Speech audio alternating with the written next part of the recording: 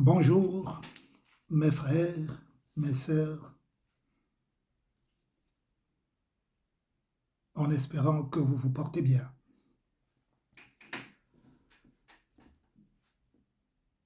Mes bien-aimés, c'est de la part de votre frère, Grégoire Montpouillard.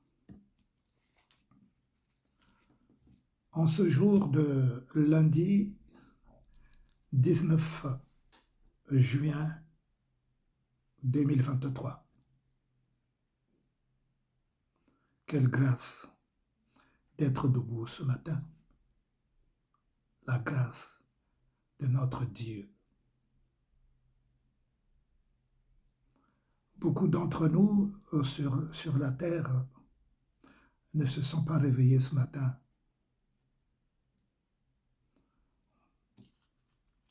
Beaucoup d'autres aussi sont dans des situations très difficiles au niveau de la santé.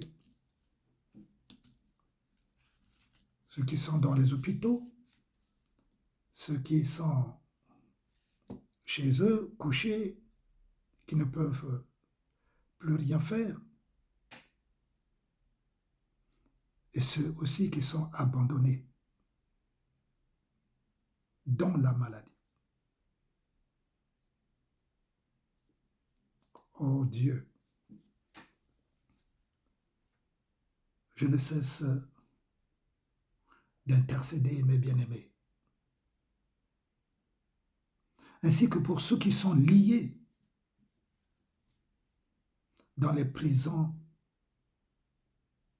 sataniques, par les sorciers, par les magiciens, par les occultistes, qui cherchent la délivrance. C'est aussi le travail de celui que Dieu a appelé. Ce n'est pas autre chose, mes bien-aimés. L'intercession sans cesse. Les supplications sans cesse que nous devons adresser à Dieu, afin que Dieu intervienne auprès de toutes ces personnes qui ont besoin du soutien de Dieu, de la guérison de Dieu, car Dieu guérit encore. Dieu délivre encore de la puissance de l'ennemi. C'est une prière que je fais. Aujourd'hui, vous savez, ça fait jour pour jour, un mois et quelques jours depuis que je vous ai adressé le dernier enseignement sur le millénium. Et je vous avais dit que je reviendrai pour la suite qui concerne la Jérusalem céleste sur la terre. Vous savez, mes bien-aimés, nous devons le savoir, nous qui sommes dans le Seigneur, que Dieu a établi une chronologie des faits qui se passent dans les cieux et sur la terre. C'est une évidence, pas pour les païens, mais pour ceux qui croient en Jésus. Donc, les chrétiens. Ces choses sont écrites. Ce sont, entre autres, les promesses de Dieu, qui est la parole de Dieu. Nous, en tant que chrétiens, en tant que serviteurs du Très-Haut, nous devons rappeler toutes ces choses. Tout le temps rappeler toutes ces choses. Pour que ceux qui s'approchent du Seigneur les comprennent et placent leur confiance aux promesses de Dieu. Car Dieu lui-même dit dans sa parole que ce que sa bouche déclare, il l'accomplit.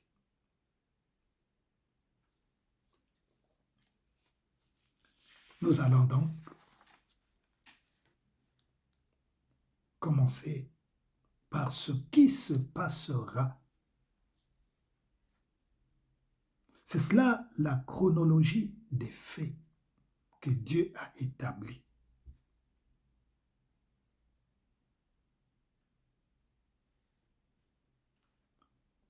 Qu'est-ce qui se passera après le millénium? Est-ce que Jésus-Christ repartira après avoir vécu? Le millénium, ça veut dire les 1000 ans. 1000 ans. Alors, qu'est-ce qui se passera? Est-ce que après que Jésus-Christ aura vécu avec les siens, son peuple, ceux qui auront été enlevés auparavant, d'où l'enlèvement, et la deuxième venue sur la terre avec ceux qui auparavant, 7 ans auparavant, avaient été enlevés, reviendront avec Christ. Avec Christ. Les chrétiens enlevés reviendront. Je l'ai déjà mentionné, mais il faut bien le répéter parce qu'il y a des personnes qui comprennent mal ou qui ont du mal à comprendre ou qui doutent. Celui qui doute n'a même pas sa place auprès du Seigneur. Et c'est la parole de Dieu qui le dit. Que celui qui doute n'espère même pas obtenir quelque chose de Dieu. Qui n'espère même pas recevoir une grâce de Dieu. Qui n'espère même pas que s'il prie, Dieu exaucera sa prière. Là, on parle des chrétiens, on ne parle pas des païens. Donc le doute n'est pas permis pour celui qui cherche Dieu, qui marche avec Dieu, qui sert Dieu jour et nuit. Le doute vient de Satan. Mais bien aimés, nous devons faire des efforts, tout le temps des efforts, pour nous perfectionner.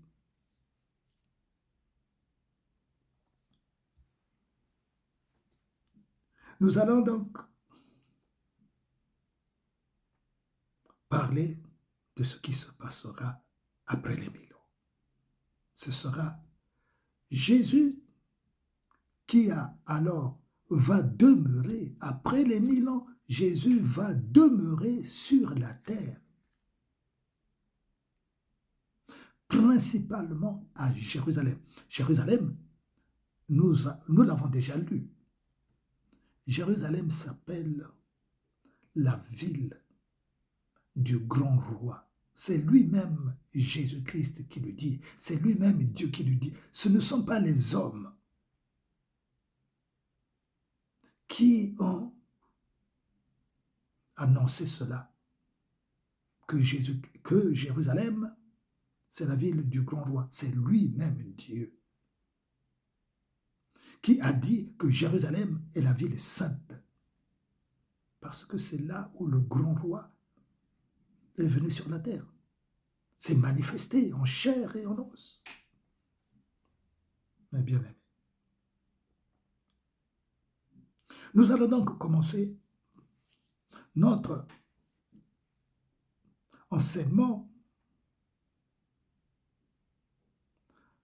par le livre de l'Apocalypse, chapitre 21, versets 3 à 4. Qu'est-ce que Dieu dit dans sa parole? Voici le tabernacle de Dieu avec les hommes. Il habitera avec eux. Et ils seront son peuple. Et Dieu lui-même sera avec eux et sera leur Dieu. C'est Dieu qui parle par son prophète. D'où j'ai parlé de la chronologie des faits, des choses qui se passent et qui se passeront. Donc il n'y a pas de doute à émettre sur ces promesses de Dieu. Aucun doute.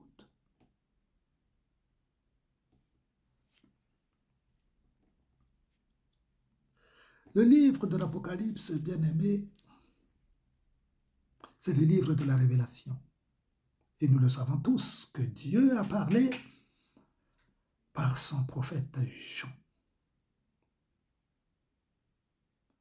Et Jean entendait l'Esprit du Seigneur parler.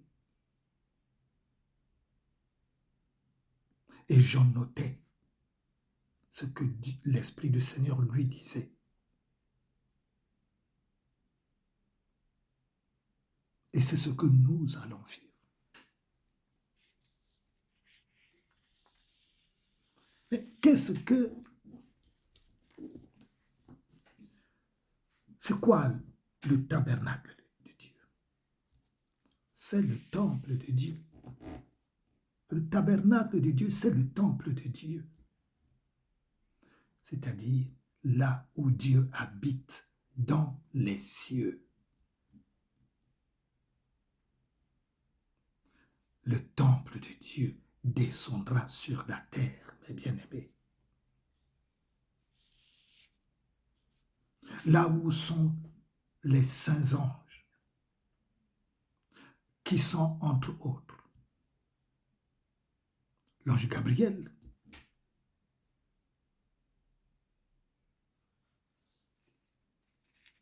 le principal messager de Dieu. Il y a, en dehors de ces anges, il y a toute l'armée des cieux.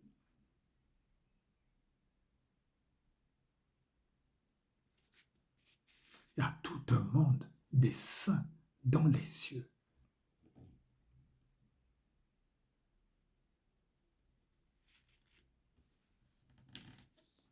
Mes bien-aimés, souvenons-nous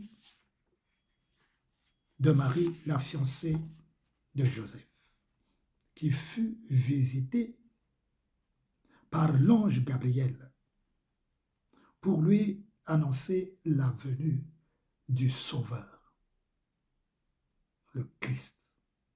Et nous le lisons dans le livre de Luc, chapitre 1, verset 19. Nous pouvons le lire. Luc, chapitre 1, verset 19.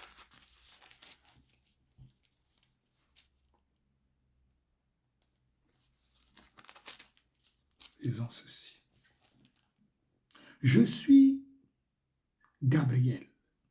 Je me tiens devant Dieu. J'ai été envoyé pour te parler et pour t'annoncer cette bonne nouvelle. Et voici, tu seras muet et tu ne pourras parler jusqu'au jour où ces choses arriveront.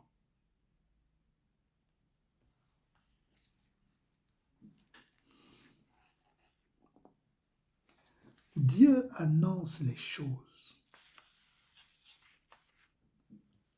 à ses rois, les choses qui arrivent. C'est une certitude.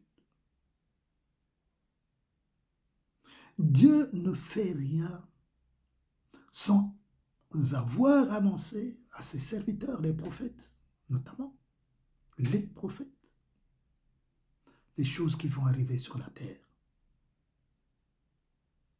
Dieu annonce toujours.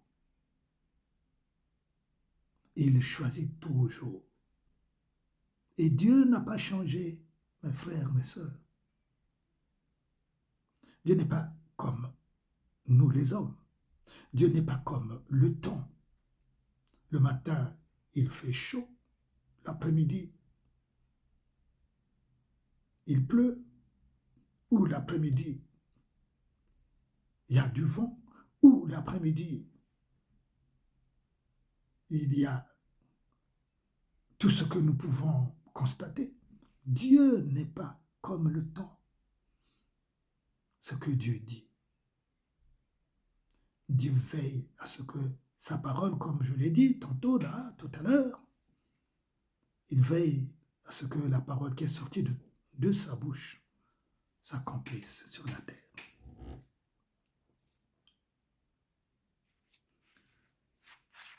Donc, lorsque Dieu annonce ces choses par ses oins, c'est une certitude, les choses arrivent. Et ce que l'ange Gabriel avait annoncé à Marie, c'était accompli. Ce Dieu-là, donc, n'a pas changé et il reste le même. Il est le même hier, il est le même aujourd'hui, il est le même éternellement.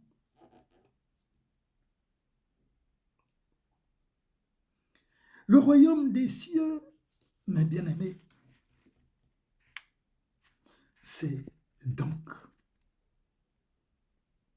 cette nouvelle Jérusalem.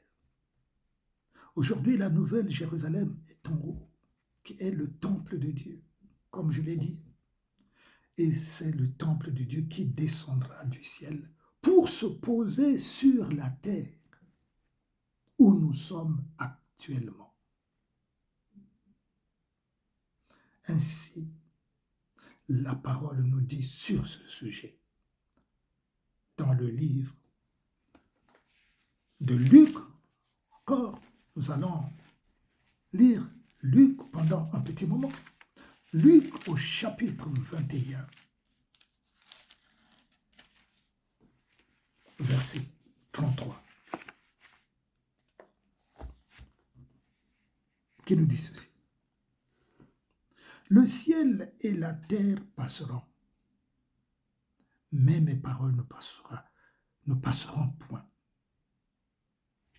Tout ce que nous vivons sur la terre, Dieu nous a avertis, mes bien-aimés, tout ce que nous vivons sur la terre, la vie que nous menons sur la terre, ce que nous voyons sur la terre, au-dessus de nous, nous voyons le ciel, couvert de nuages,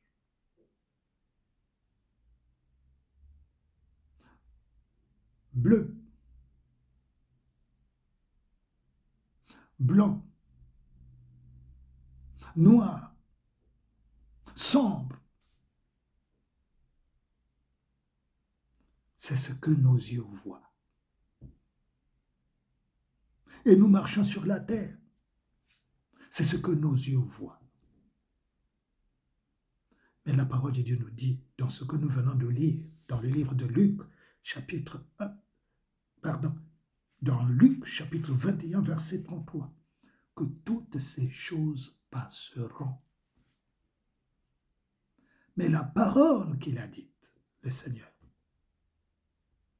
ne passera point. C'est-à-dire qu'elle demeure. Mais en un clin d'œil, en un clin d'œil, la nouvelle Jérusalem descendra.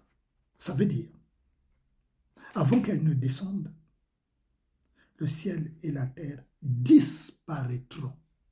La mer aussi disparaîtra. Donc, ce que nous voyons, comme je le dis à l'instant, ce que nos yeux voient, tout ce que nos yeux voient disparaîtront. disparaîtront en un clin d'œil. Et toutes choses seront changées. D'où la nouvelle Jérusalem qui descendra du ciel se poser sur la terre. Où que nous soyons en ce jour-là, si Dieu permet, où que nous serons, si Dieu le permet, tout sera changé. Il y aura des nouveaux cieux, une nouvelle terre. La mer disparaîtra. Cela veut dire que les maisons que nous voyons, les belles ou les vieilles maisons que nous voyons aujourd'hui, tout disparaîtra.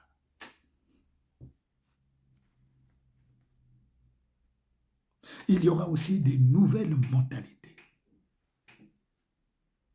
La mentalité des hommes, bien évidemment. Ésaïe, dans le livre, dans son chapitre 11, nous dit ceci. Ésaïe chapitre 11, verset 6, nous apprend ceci. Le loup habitera avec l'agneau, et la panthère se couchera avec le chevreau. Le veau, le lionceau et le bétail qu'on engraisse seront ensemble, ce que nous vivrons en ce temps-là. Alors qu'aujourd'hui, il est impossible que le loup habite ensemble avec l'agneau. Aujourd'hui, il est impossible. Il est impossible aujourd'hui que la panthère couche avec le chevreau ensemble. Il est impossible. Que le veau, le lionceau et le bétail qu'on engraisse soient ensemble aujourd'hui. Impossible. Mais Dieu dit dans sa parole qu'en ce jour-là, lorsque la Jérusalem céleste descendra sur la terre, les animaux seront ensemble. Les animaux féroces dans les forêts seront ensemble avec les animaux qui sont les plus doux. Et un petit enfant les conduira, dit la parole de Dieu. La vache et l'ours auront un même pâturage. C'est pour vous dire que nous vivrons autre chose que nous avons vécu jusqu'à présent.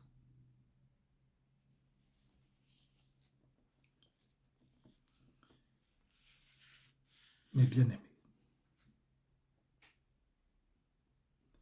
Dieu donc, comme je l'ai lu au commencement, Dieu habitera avec les hommes et les hommes seront son peuple et Dieu lui-même sera avec eux et sera leur Dieu.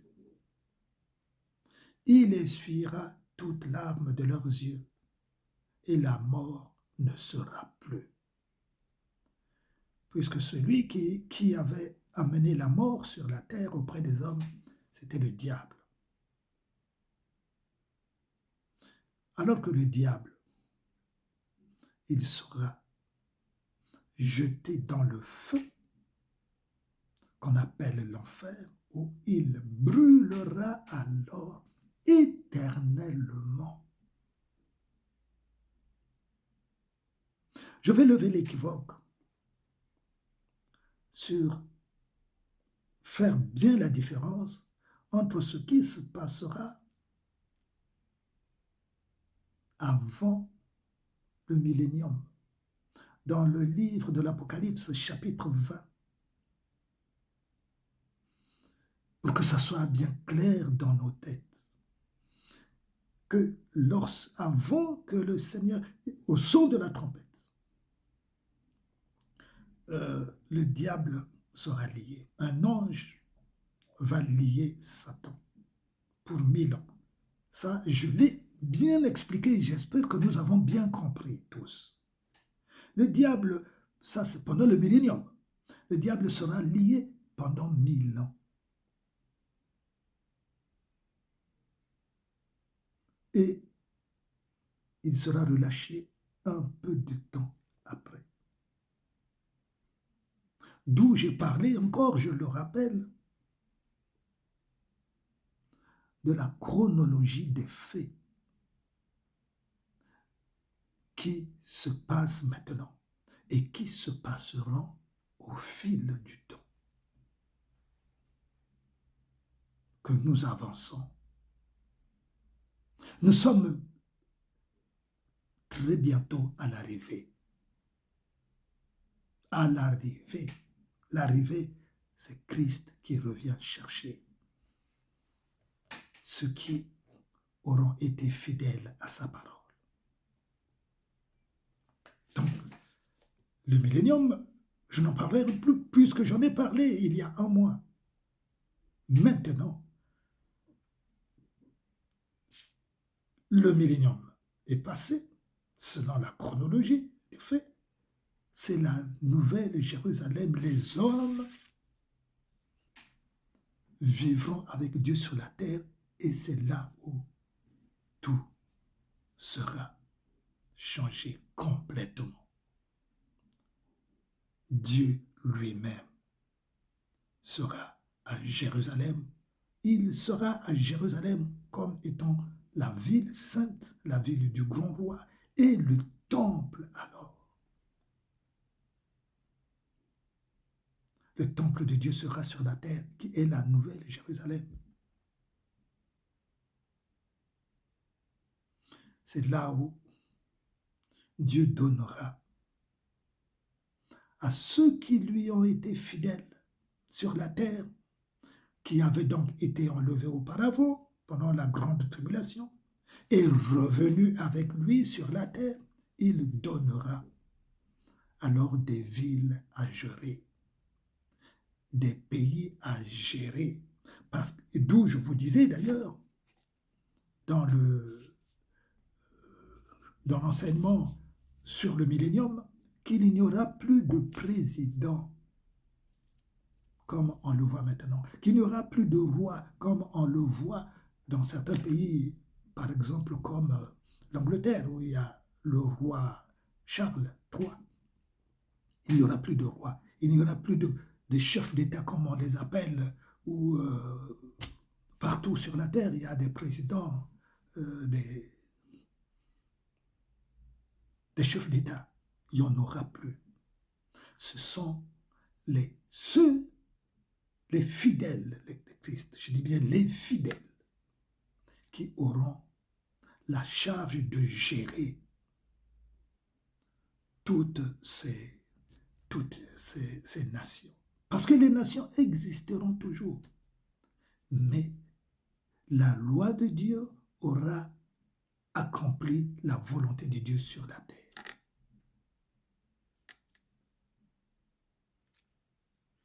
Il n'y aura plus, il essuiera donc toute larme de leurs yeux, et la mort ne sera plus. Et il n'y aura plus ni deuil, ni cri, ni douleur, car les premières choses ont disparu. C'est-à-dire, la sorcellerie aura disparu complètement, ne reviendra plus, c'est terminé. Comme je viens de vous le dire encore, parce que le diable qui avait initié tout le péché sur la terre, il a été jeté dans le feu éternel. Et ces démons et les sorciers qui agissaient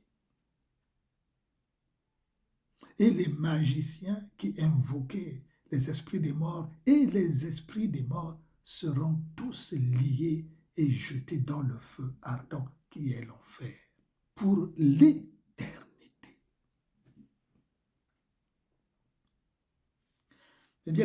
continue dans le verset 5, car c'est tellement merveilleux. Ce que le Seigneur nous fait comme promesse.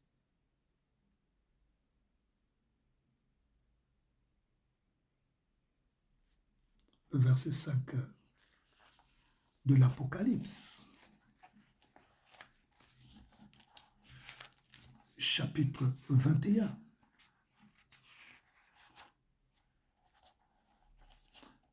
Verset 3, et je vais continuer parce que j'ai terminé seulement.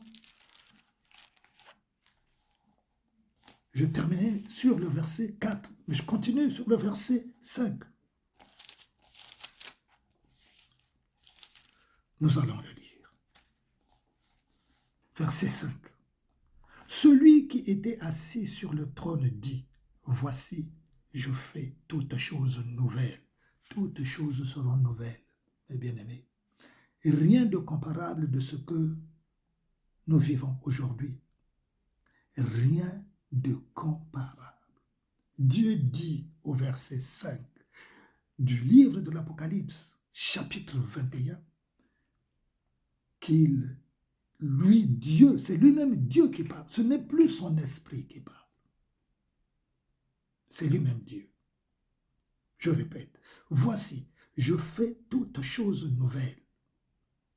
Et il dit à Jean alors, Dieu dit à Jean, qui est en train d'écouter, écrit, car ces paroles sont certaines et véritables. Et Dieu ajoute, il dit à Jean, c'est fait. Je suis l'alpha et l'oméga, le commencement et la fin. C'est tellement important. C'est des paroles précieuses pour le chrétien. Que tu es mon frère, que tu es ma sœur. C'est très important d'avoir l'assurance de Dieu que ces choses sont certaines et véritables.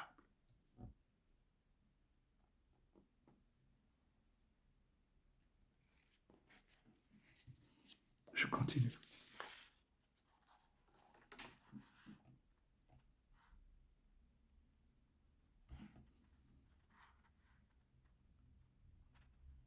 La jalousie n'existera plus. Tout ce qui est mauvais disparaîtra parce que ce sera une nouvelle génération. Une nouvelle génération. Le mal n'existera plus. Les mauvaises pensées n'existeront plus. Les cupides n'existeront plus.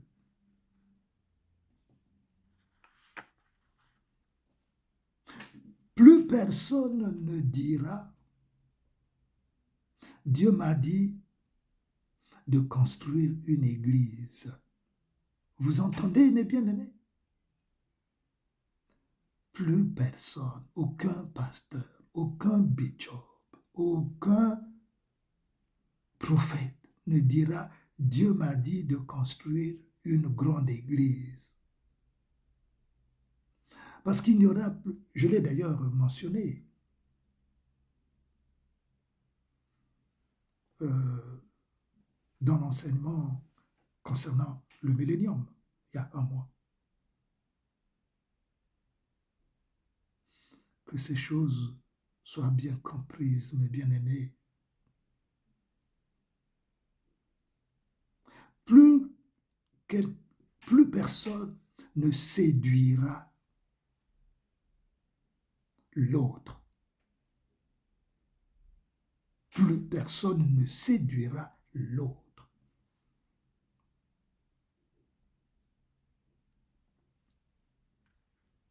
C'est pour cela qu'il dit le Seigneur qu'il fait toutes choses nouvelles. Les comportements, les mentalités. Ce sera le monde parfait. Alors, Certains me poseront la question, mais frère Grégoire, est-ce que, alors comment fera-t-on alors pour prier, par exemple? Mais vous n'avez pas entendu, toutes choses seront nouvelles. Dieu mettra sa parole dans notre cœur.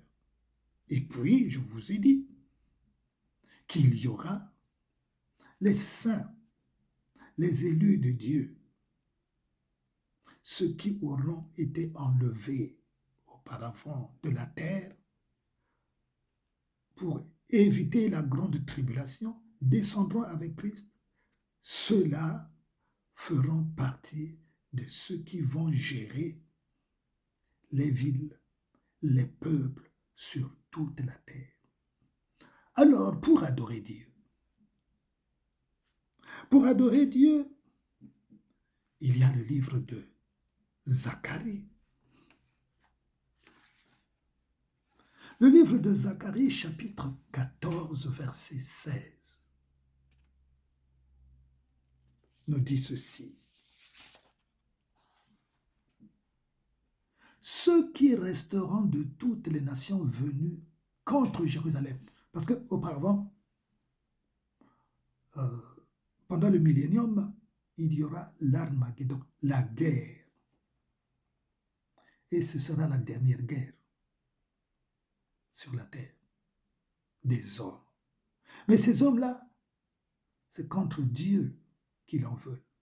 En fait, ils vont faire la guerre de l'Armageddon. Ce sont les gens, les chefs militaires, les présidents de ce monde, les rois de ce monde, voudront pas seulement qu'ils n'aiment pas Dieu, mais Dieu va les pousser. Voilà. Parce que c'est lui-même Dieu qui le dit dans le livre de Zacharie. Dieu va les pousser à se rassembler et venir faire la guerre à la ville du grand roi qui au peuple de Jérusalem, d'Israël. C'est Dieu lui-même qui va les pousser. Relisez, mes bien-aimés, pour comprendre la chronologie des faits. C'est Dieu lui-même qui va mettre un esprit en eux pour les pousser à venir attaquer Israël, pour les anéantir, pour les détruire. Et c'est ce qui se passera. Lisez, je vous en prie, le livre de Zacharie. Il n'est pas aussi long à lire.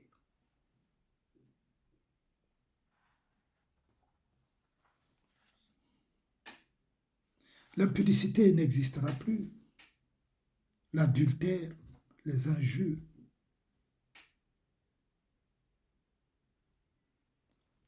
Vous comprenez, mes bien-aimés?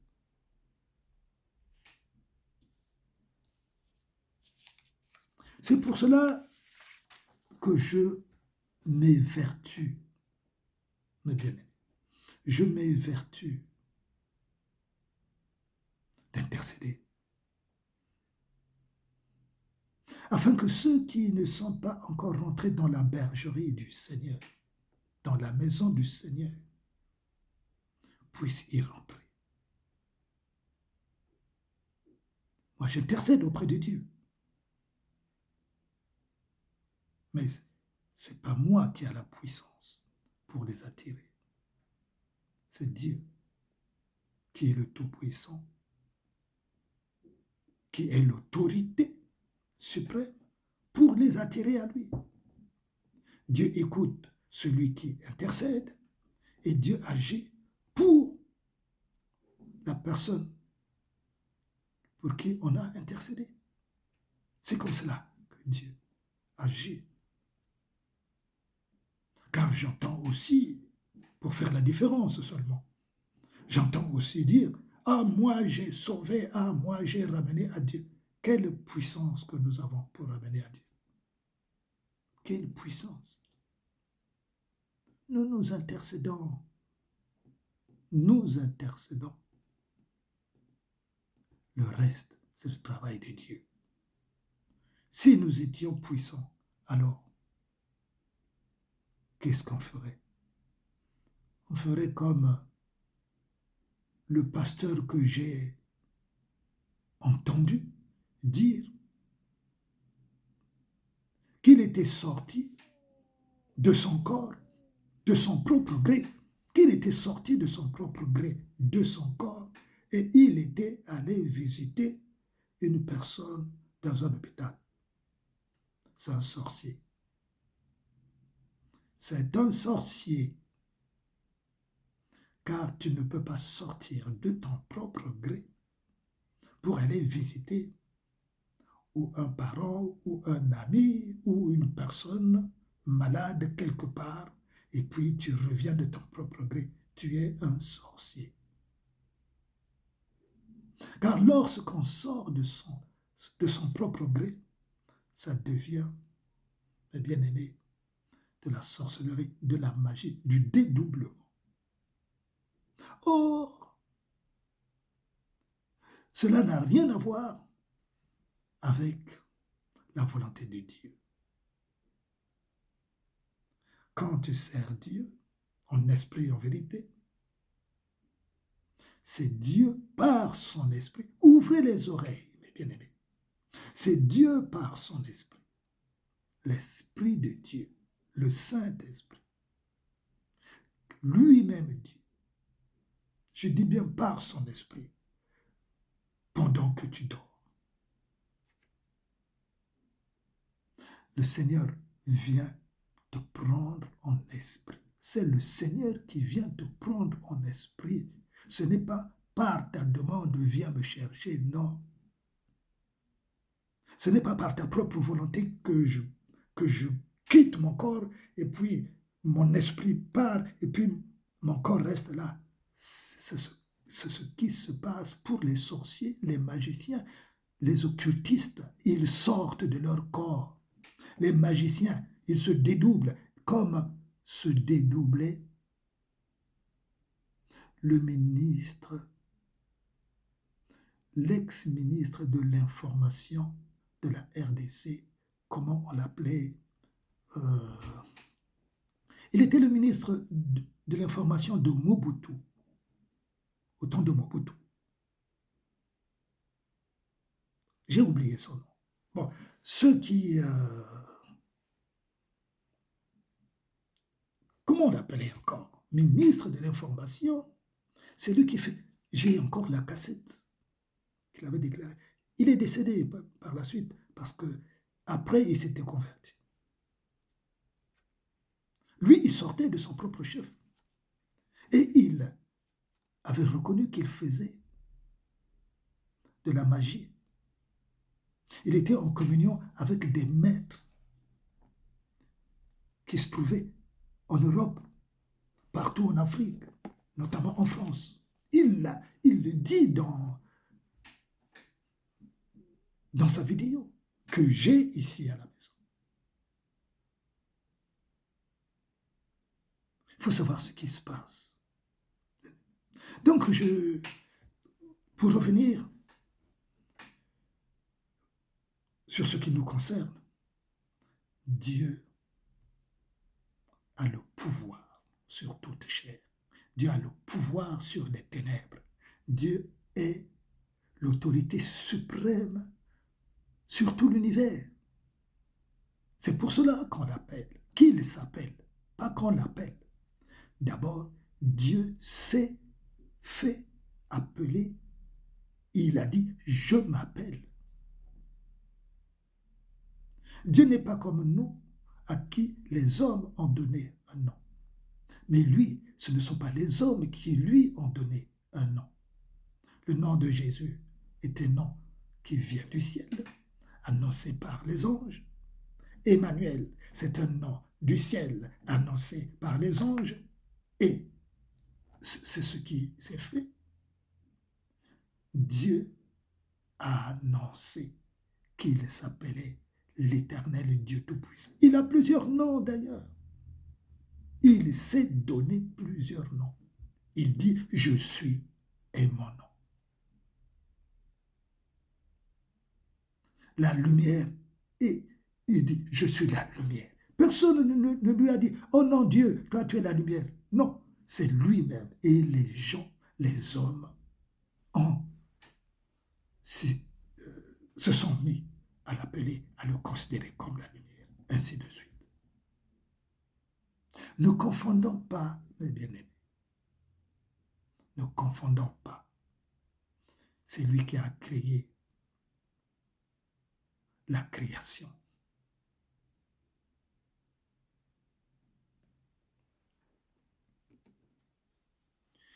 Donc, les nations, qu'est-ce qu'ils feront? Qu'est-ce qu'elles feront? Puisqu'il n'y aura plus de temple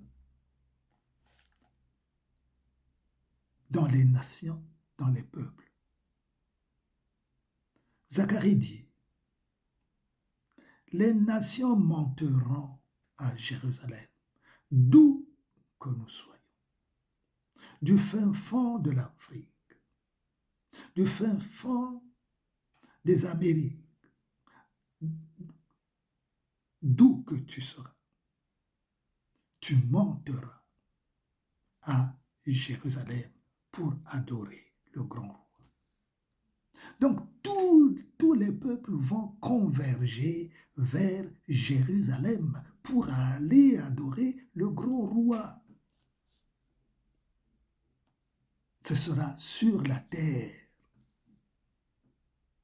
Vous avez compris, mes bien-aimés? Ce sera sur la terre, mais à Jérusalem principalement. Il n'y aura plus les musulmans qui vont prier en Arabie Saoudite. Ça n'existera plus. Ou les chrétiens, il n'y aura plus de pèlerinage, de pèlerins, comme ça se fait aujourd'hui. Non, mais on ira pour adorer. Les peuples iront pour adorer. La parole dit bien, les peuples vont converger à Jérusalem pour adorer. Donc c'est à Jérusalem seulement qu'on ira. Tous les pays, tous les peuples du monde vont converger vers Jérusalem pour aller adorer le grand roi. Et ce sera la vie de Dieu avec les hommes sur la terre. Les gens vivront heureux. La mort n'existera plus.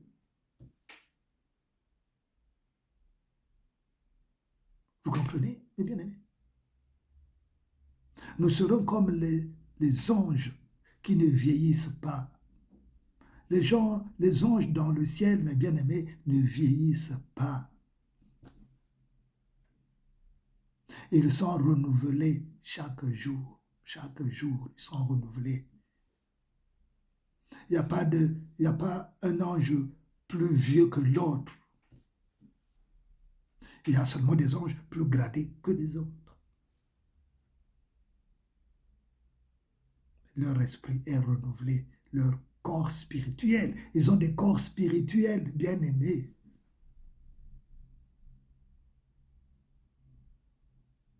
Voilà ce qui sera. La Jérusalem céleste sur la terre. La mer disparaîtra. La terre sur laquelle nous sommes disparaîtra. Le ciel que nous voyons disparaîtra en un clin d'œil. Et toutes choses seront nouvelles. Ce sera la beauté éternelle. Bien-aimés, voilà ce que nous vivrons. Sur ce, mes bien-aimés, alors, je termine cet enseignement. Sur ce, alors, mes bien-aimés, je vous annonce une nouvelle. Vous savez, dans mes précédents enseignements, pour ceux qui me suivent, Bon, pour ceux qui ne me suivent pas aussi, c'est une information. Dans mes précédents enseignements, je vous ai souvent parlé des choses pour lesquelles je vous disais que j'avais du mal. J'avais du mal à vous expliquer certaines choses spirituelles. Du mal, est-ce que c'est le mot qui convient? Oui. Pourquoi j'avais du mal? Parce que je ne voulais pas que... Parce que vous savez, le cœur de l'homme, j'ai aussi un cœur, bien sûr, puisque je suis semblable à vous. Il y a des hommes que lorsqu'ils entendent une personne parler, bon, ils émettent des avis, des commentaires, c'est normal aussi. Nous sommes des hommes. Mais j'avais du mal, tout simplement, du fait que ceux qui comprendraient pas de travers, d'une autre façon, parce que nous n'avons pas tous la même façon de compréhension. Nous n'avons pas la même analyse sur une question. L'homme est unique et nous sommes uniques, mes bien-aimés. C'est pour cela que je ne voulais pas aborder le sujet spirituel personnel. Vous comprenez? Je ne voulais pas aborder le sujet spirituel personnel. Parce que certains se disent aussi, comme je peux le penser aussi, tiens, mais comment il est venu au Seigneur, lui? Et je me la pose, cette question, pour certains. Je vous dis, je ne suis pas là pour mentir. Qu'est-ce que j'aurais à gagner de mentir, mes bien-aimés? Depuis que j'ai pris l'engagement de servir le Seigneur, le mensonge est banni de ma bouche. Vous comprenez, mes frères, mes sœurs? Le mensonge est banni de ma bouche, de mon cœur. C'est pour cela, mes frères. Et j'en ai parlé à un bien-aimé très proche. Je dis, bien-aimé, j'ai décidé dans mon cœur depuis quelques jours de faire un audio afin de faire savoir à ceux qui me suivent, non pas seulement à ceux qui me suivent, au peuple de Dieu, qui je suis spirituellement pour Dieu. Dans ce cas, j'ai donc décidé de révéler, de partager, voilà, de partager avec le peuple de Dieu, où qu'il soit, les expériences, certaines expériences que je vis avec Dieu.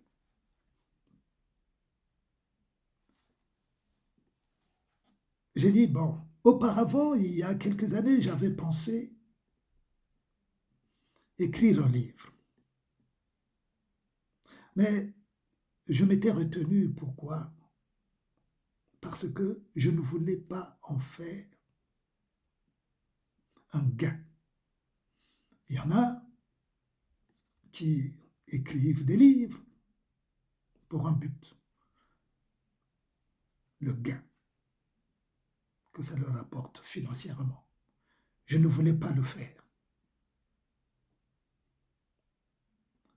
Unique seulement pour cette raison. Parce que je ne voudrais pas que je me culpabilise ou que les gens me culpabilisent. Peut-être, ah ben oui, mais le frère, il a fait ça pour de l'argent. Après, non. Je vous assure, le Seigneur prend soin de moi. Le Seigneur prend soin de ma famille. Et je me contente de ce que le Seigneur me donne. Je dis bien, mes frères, je me contente. D'où j'ai expliqué à mon bien-aimé. Je ne voulais pas écrire un livre, tout simplement pour éviter que les gens pensent que c'est pour un gain. Il m'a dit, mais mon bien-aimé, c'est une bonne nouvelle que tu m'annonces. C'est une bonne nouvelle que tu fasses part au peuple de Dieu ton intimité avec Christ. C'est un témoignage. Et le témoignage, si Dieu se sert de nous, c'est pour que nous puissions témoigner. C'est pour cela, bien-aimé, qu'aujourd'hui, enfin depuis quelques jours, j'ai décidé de partager cela. Car je l'avais même déclaré, que je ne sais pas si un jour je partagerai avec vous les choses que je vis avec Dieu. Parce que quand je lis le livre le verset de Paul, vous savez, Paul, à un certain moment, il a été élevé par Dieu en esprit. Paul a vu ce qu'il a vu. Paul. Et il dit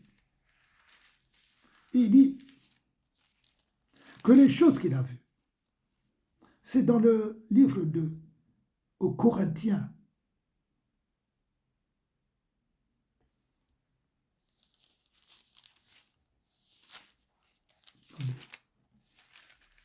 Chapitre... Non, aux 2 Corinthiens, chapitre 12.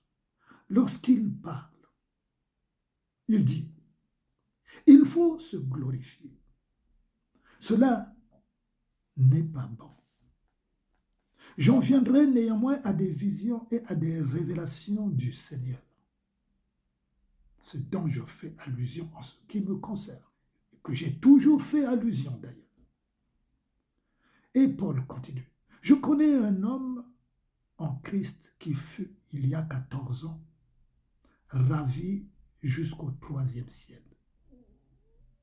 Si ce fut dans son corps, je ne sais. Si ce fut hors de son corps, je ne sais. Dieu le sait. Et je sais que cet homme, si ce fut dans son corps ou si ce fut dans son corps ou sans son corps, je ne sais, Dieu le sait, fut enlevé dans le paradis. Et qu'il entendit des paroles ineffables qu'il n'est pas permis à un homme d'exprimer. Je me glorifierai d'un tel homme, mais de moi-même, je ne me glorifierai pas, sinon de mes infirmités. Si je voulais me glorifier, je ne serais pas un insensé, car je dirais la vérité. Mais je m'en abstiens, afin que personne n'ait à mon sujet une opinion supérieure à ce qu'il voit en moi ou à ce qu'il entend de moi. Mais bien aimé, ce paragraphe de Paul, depuis longtemps, m'avait impacté. Donc j'avais décidé en moi-même, pas que le Seigneur m'avait dit, non, que les choses que je vis avec le Seigneur, je ne pourrais pas les partager avec des gens. Pourquoi? Exactement ce que dit Paul. Parce que nous vivons dans un monde terrible. Terrible, mes bien-aimés.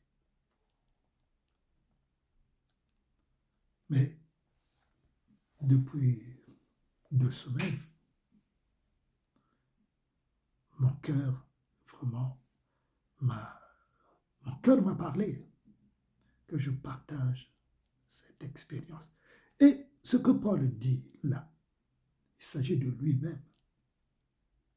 Vous voyez l'humilité de Paul? Paul parle ici de lui-même dans le livre de 2 Corinthiens, chapitre 12, versets 1 à 6. Il parle de lui-même.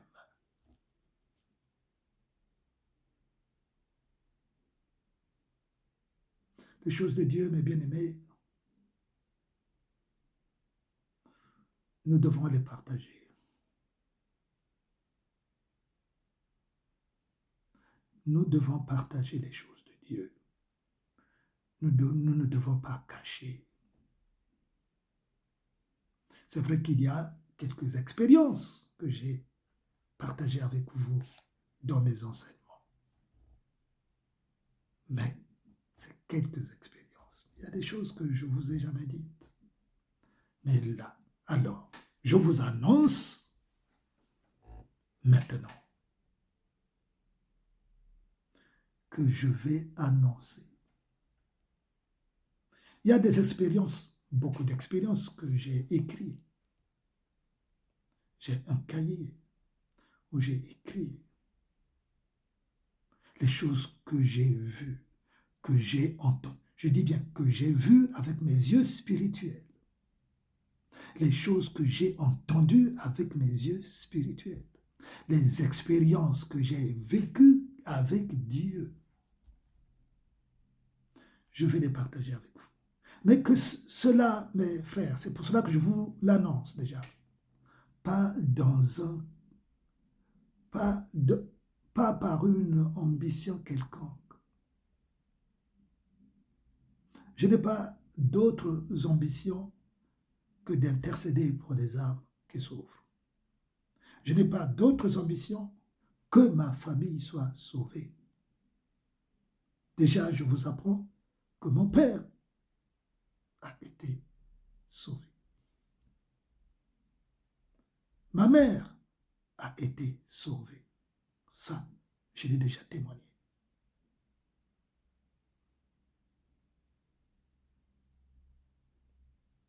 L'ambition que j'ai, c'est d'intercéder pour les âmes qui ne connaissent pas Dieu, pour les âmes qui souffrent. C'est ça. Ce que Dieu a mis dans mon cœur, ce qu'il m'a demandé. Je dis bien, bien-aimé, je pèse mes mots. Ce que Dieu m'a demandé de faire, c'est ce que je fais. Le reste, c'est son travail. À Dieu. Voilà donc, dans quelques jours, je vais partager avec vous ces expériences. Et mon frère m'a dit, à qui j'en ai parlé il y a 2 semaines, il m'a dit, mes frères, mais c'est pas mauvais si tu faisais un livre aussi, car beaucoup n'écoutent pas les vidéos. Mon frère, beaucoup n'écoutent pas les vidéos. Donc, ça n'empêche, parce que ce qui est plus important, c'est ton cœur dans tout cela. Donc, il serait aussi nécessaire que tu écrives un livre pour que les gens te lisent. Ce sera une occasion aussi pour eux. J'ai dit merci, frère. Donc, je vais aussi écrire un livre pour partager, non pas pour autre chose, pour partager les expériences que je vis avec Dieu. C'est tout. Voilà, mes frères, 1 heure. Je vous remercie pour l'attention que vous allez prêter, que vous avez prêté, puisque c'est la fin de de l'enseignement. Je vous remercie pour l'attention que vous avez eue sur cet enseignement concernant le royaume de Dieu sur la terre. Soyez bénis encore et encore. Cherchez à vous rapprocher encore de Dieu, le fidèle. Il vous tend la main chaque jour, à chaque instant. Je vous embrasse très fort. À très bientôt, mes frères aînés, pour le témoignage de Christ, pour ma vie avec le Seigneur, que vous allez très très bientôt écouter. De la part de votre frère Grégoire Montpouillard. Bonne journée dans la présence du Seigneur Jésus.